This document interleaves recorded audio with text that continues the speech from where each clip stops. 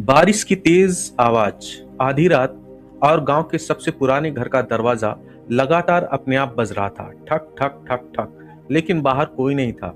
उस रात पहली बार रघुवीर डर गया था, क्योंकि ठीक वही आवाज उसने 20 साल पहले सुनी थी, और उस रात उसके पिता की मृत्यु हो गई थी। रघुवीर गांव का सबसे अमीर आदमी था, बड़ा घर, नौकर, इज्जत। लेकिन पिछले कुछ दिनों से उसके साथ अजीब चीजें हो रही थी।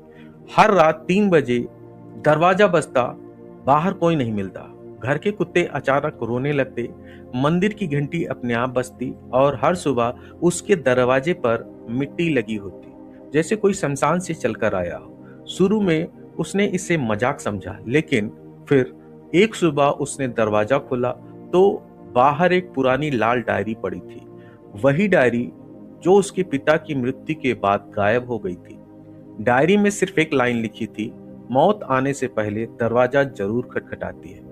रघुवीर के हाथ कांपने लगे, क्योंकि बचपन में उसके पिता यही बात कहा करते थे।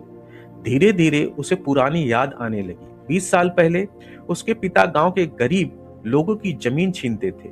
एक रात एक बूढ़ा आदमी उनके घर आया था। उसने कहा था, जिस दिन इस घर के दरवाजे पर मौत दस्तक देगी, उस दिन इस खानदान का हिसाब शुरू होगा। अगली सुबह रघुवीर के पिता की मृत्यु हो गई, और अब ठीक वही चीजें फिर से होने लगी। रघुवीर सो नहीं पाता। हर रात उसे लगता कोई उसके घर के बाहर खड़ा है। एक रात उसने खिड़की से बाहर देखा। बारिश में एक बूढ़ा आदमी खड़ा था, सफेद कपड़े, हाथ में लालटेन, और चेहरा पूरी तरह अंधेरे में। रघुवीर दौड़कर बाहर गया, लेकिन वहां कोई नहीं था, सिर्फ गीली मिट्टी में पैरों के निशान, जो सीधे शमशान की तरफ जा रहे थे। अगले दिन गांव का एक बूढ़ा आदमी उनसे मिलने आया। उसने रघुवीर को देखकर कहा, अब बहुत देर हो चुकी है। रघुवीर डर गया। बूढ़े आदमी ने बताया, 20 साल पहले उसके पिता ने एक गरीब परिवार के घर को छीन लिया था। ठंड में उस परिवार की छोटी बच्ची की मृत्यु हो गई थी।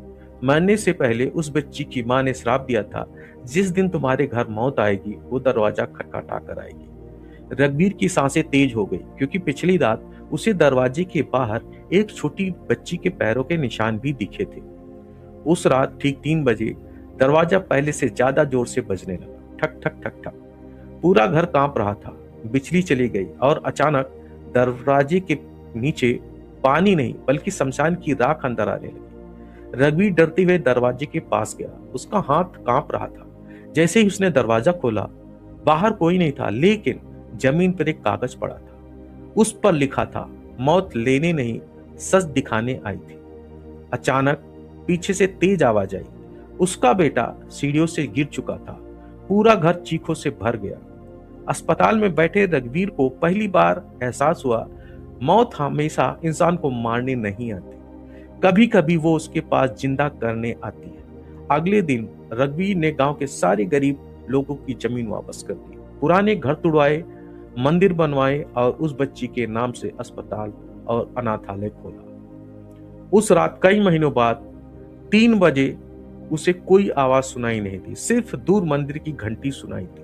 धीरे धीरे शांत, जैसे किसी आत्मा को आखिरकार शांति मिल गई हो। कुछ दस्तकें दरवाजे पर नहीं, इंसान की आत्मा पर होती है। तो दोस्तों, ये थी आज की कहानी। अगर कहानी पसंद आई हो तो चैनल को लाइक करें, शेयर करें और सब्सक्राइब करें। मिलते हैं दोस्तों अगली कहानी।